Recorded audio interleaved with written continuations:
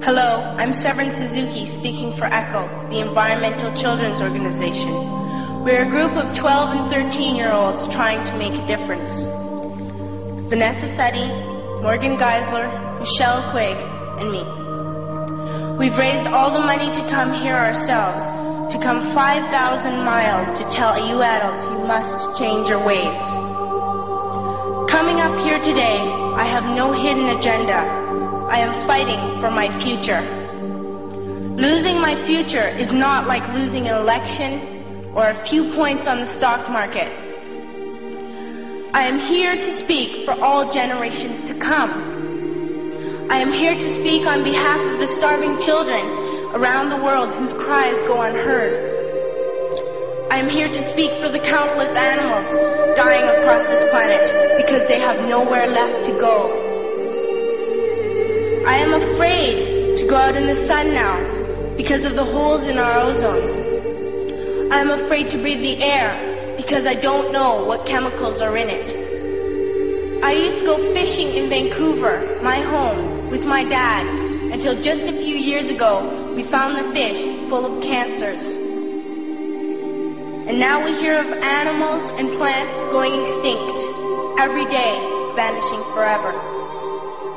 In my life, I have dreamt of seeing the great herds of wild animals, jungles and rainforests full of birds and butterflies. But now I wonder if they will even exist for my children to see. Did you have to worry of these things when you were my age? All this is happening before our eyes, and yet we act as if we have all the time we want and all the solutions.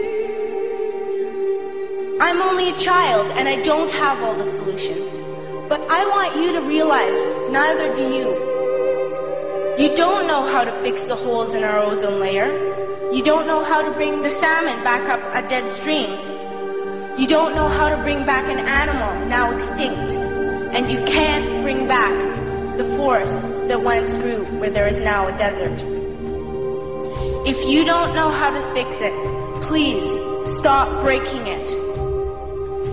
Here, you may be delegates of your government, business people, organizers, reporters, or politicians, but really, your mothers and fathers, sisters and brothers, aunts and uncles, and all of you are someone's child.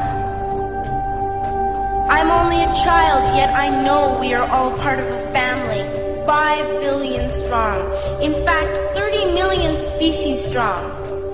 And borders and governments will never change that. I'm only a child, yet I know we are all in this together and should act as one single world towards one single goal. In my anger, I am not blind, and in my fear, I am not afraid of telling the world how I feel. In my country, we make so much waste. We buy and throw away, and yet northern countries will not share with the needy. Even when we have more than enough, we are afraid to share. We are afraid to let go of some of our wealth. In Canada, we live the privileged life, with plenty of food, water, and shelter. We have watches, bicycles, computers, and television sets. The list could go on for 2 days. 2 days ago, here in Brazil, we were shocked when we spent time with some children living on the streets. This is what one child told us. I wish I was rich.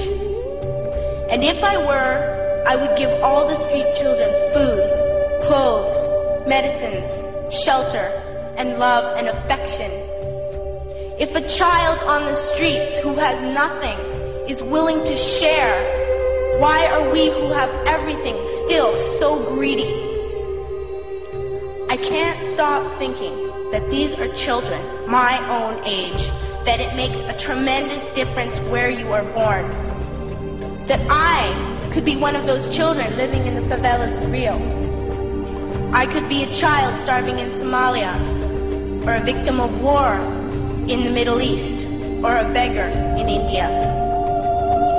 I am only a child, yet I know if all the money spent on war was spent on finding environmental answers, ending poverty, and finding treaties, what a wonderful place this earth would be.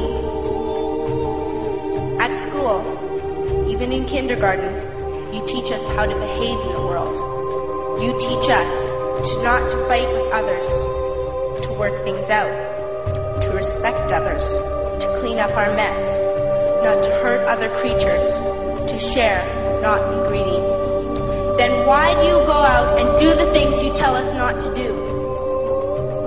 Do not forget why you are attending these conferences, who you're doing this for. We are your own children. You are deciding what kind of world we are growing up in. Parents should be able to comfort their children by saying, everything's going to be all right. It's not the end of the world, and we're doing the best we can. But I don't think you can say that to us anymore. Are we even on your list of priorities? My dad always says, you are what you do, not what you say. Well, what you do makes me cry at night. You grown-ups say you love us, but I challenge you, please, make your actions reflect your words. Thank you.